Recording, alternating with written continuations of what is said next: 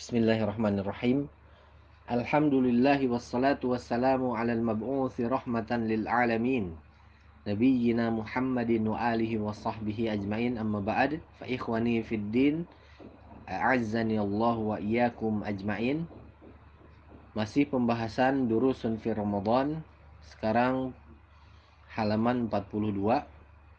Minar rukhasi fi siyam. Di antara bentuk-bentuk keringanan dalam ibadah puasa. Termasuk dari kemudahan syariat Islam datangnya keringanan-keringanan dalam berpuasa. Di antaranya yang pertama, bahwa orang yang makan, minum karena lupa maka saumnya masih sah. Tidak mesti mengqadha. Ini menurut pendapat yang paling kuat dari ulama. Karena berdasarkan hadis dari Abu Hurairah radhiyallahu anhu di dalam kitab Sahihain dari Nabi Shallallahu alaihi wasallam, beliau bersabda, "Idza nasiya fa akala wa syariba falyutimma shaumah."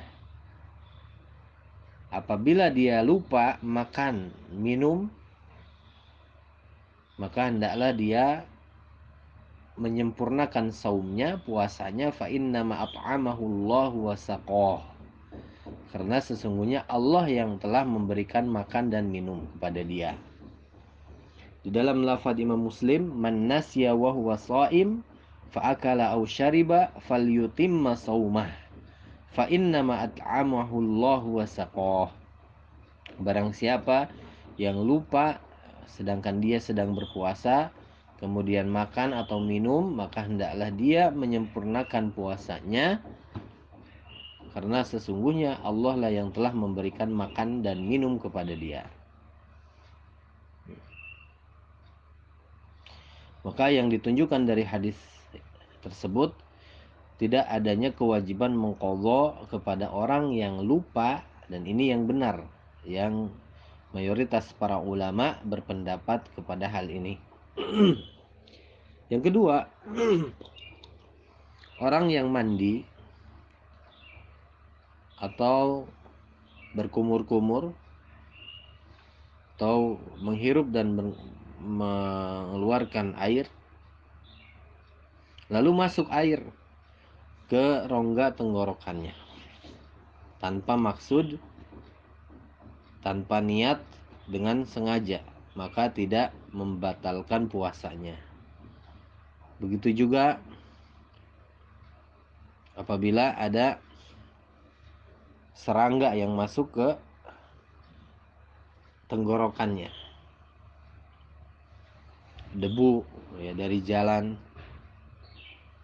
tepung dan lain sebagainya, maka hal tersebut tidak membatalkan puasanya. Karena ketidak ada mungkin atau ketidakmungkinannya untuk menjaga diri darinya. Ya, dan dia tidak bermaksud, tidak ada keinginan, bukan pilihannya. Allah Ta'ala berfirman, la yukallifullahu nafsan illa wus'aha. Allah tidak membebani satu jiwa pun kecuali sesuai dengan kemampuannya. Surah Al-Baqarah ayat 286.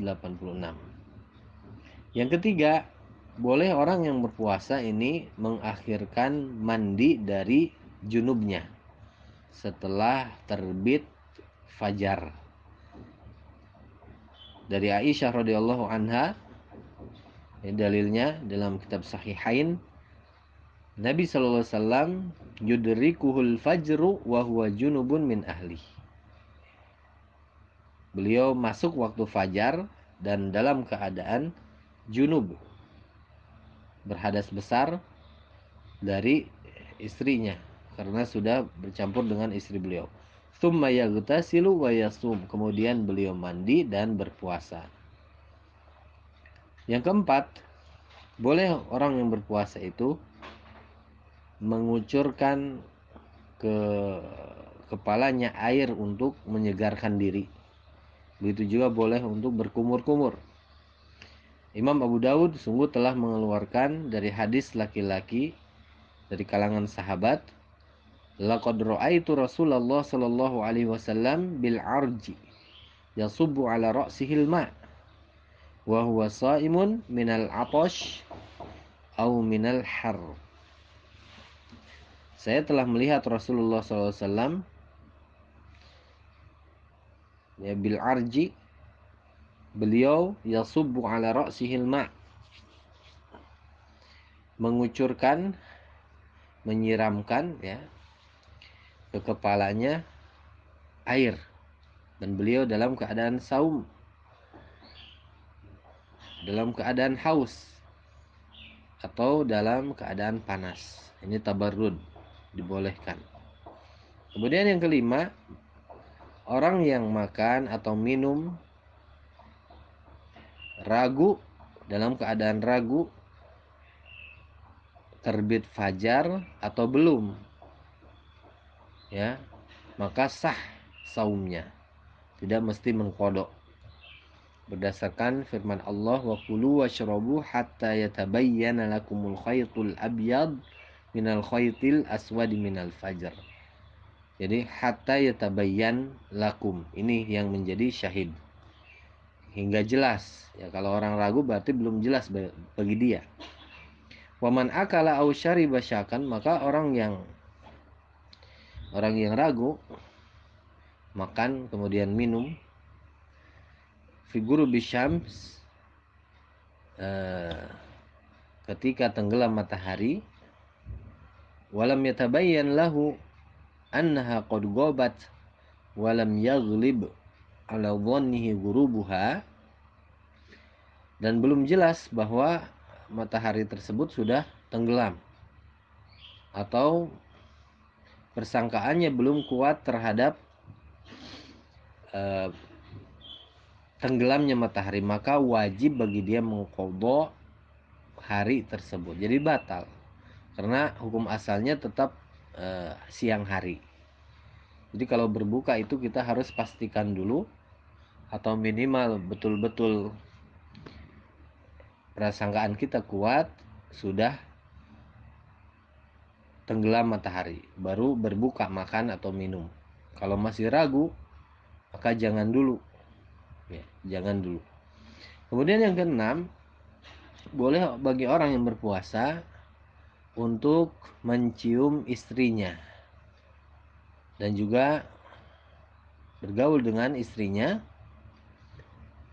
selama tidak dikhawatirkan taharruk syahwat, ya, tergeraknya syahwat, dan juga keluarnya dari syahwat tersebut, sesuatu dari syahwat tersebut.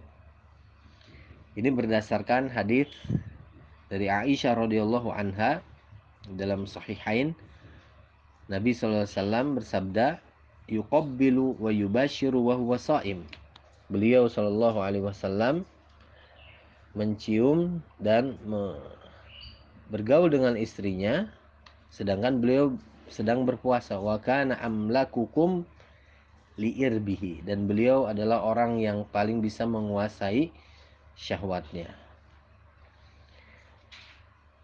Dari Aisyah radhiyallahu anha juga dalam kitab sahih, in kana Rasulullah sallallahu alaihi wasallam la yuqabbilu ba'du azwajihi wa huwa sha'im.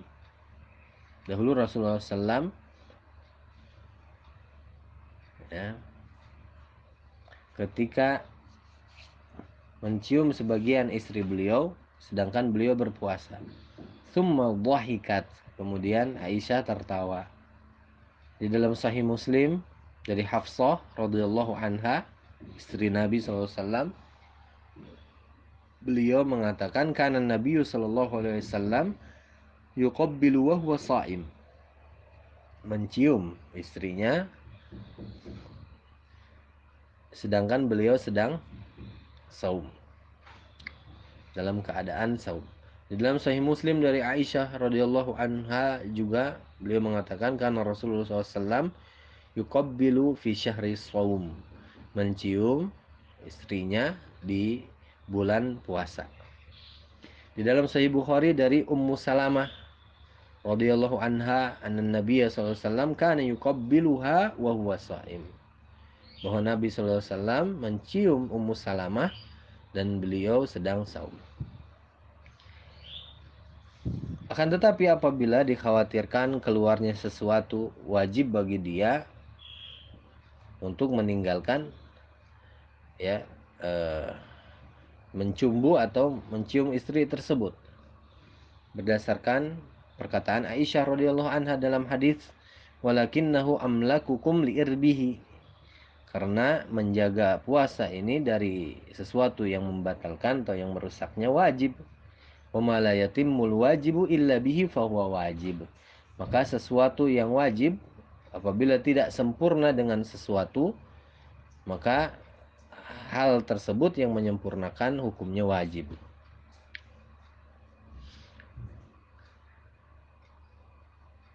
Apabila orang yang berpuasa mencium atau mencumbui istrinya dan keluar darinya sesuatu, maka rusak puasanya, batal puasanya. Seperti misalnya memandang, terus-menerus memandang, mengulang-ulang pandangan, kemudian keluarlah sesuatu dari kemaluannya, farjinya, maksudnya maninya, maka rusak puasanya. Begitu juga kalau dia istimna, ya, dia onani, maka rusak juga atau batal saumnya, dan wajib bagi dia mengqadha. Walaupun ini ada pendapat ulama, tapi yang kuat tentunya membatalkan. Wala kafarat laha, atau wala kafarat alaihi, tidak ada kafarat bagi dia, tidak mesti mengqadha. Wajib bagi dia untuk mengqadha, tetapi tidak ada kafarat sebagaimana kafarat yang disebutkan dalam jima, ya, telah disebutkan di pembahasan yang lalu mengenai kafarat jima di siang hari bulan Ramadan. Akan tetapi wajib bagi dia untuk bertaubat dari dosa tersebut,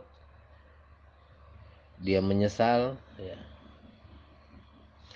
Adapun apabila dia memainkan pikirannya kemudian keluar mani, atau ya keluar dengan satu pandangan saja tanpa sengaja, tanpa diulang-ulang, maka tidak batal puasanya, karena dia tidak berikhtiar. Ya mungkin saja ada yang terjadi seperti ini. Yang ketujuh, orang tua, orang yang sudah tua atau perempuan yang sudah tua, kakek-kakek, nenek-nenek. Begitu juga orang yang sakit yang sulit diharapkan kesembuhannya, mereka boleh berbuka. Ini diantara rukhsah, dan memberikan setiap orang dari mereka itu setiap harinya satu orang miskin makanan, memberikan makanan. Ini kafarat, ya, fidyah, ya, dinamakan dengan fidyah. Ini apabila mereka memang tidak mampu untuk berpuasa, menurut pendapat jumhur ulama. Mereka mengatakan, wa in kanatil ayatu mansukhah wa hiya qauluhu azza wa jalla wa 'alal ladzina yutiqunahu fidyatun ta'amu miskin.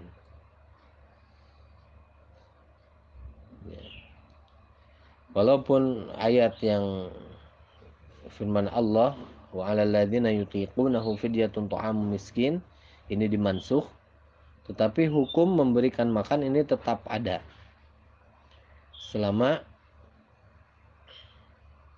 dia tidak mampu untuk berpuasa. Ya, orang yang sudah tua renta ataupun orang yang sakit yang sulit diharapkan kesembuhannya. Yang kedelapan, disukai atau disunnahkan bagi wali untuk berpuasa bagi mayit, dan sah puasanya dari wali tersebut. Dan mayit, orang yang telah meninggal dunia ini telah berlepas diri dari hutangnya, hutang puasanya. Di dalam Sahihain dari hadis Aisyah radhiyallahu anha dari Nabi SAW bahwa beliau bersabda, man mata wa alaihi siyam shoma anhu waliyuhu. Barang siapa yang meninggal dunia dan dia masih punya hutang puasa, maka walinya menggantikannya untuk berpuasa. Dan apabila dia mau, dia bisa memberikan fidyah. Setiap harinya satu orang untuk diberikan makan, ya. Orang miskin untuk diberikan makanan. Dan wali ini bisa memilih di antara berpuasa atau memberikan makanan atau fidyah. Wallahul muwaffiq, wallahu a'lam. Wassallallahu ala nabiyyina Muhammadin wa alihi wa sahbihi ajma'in.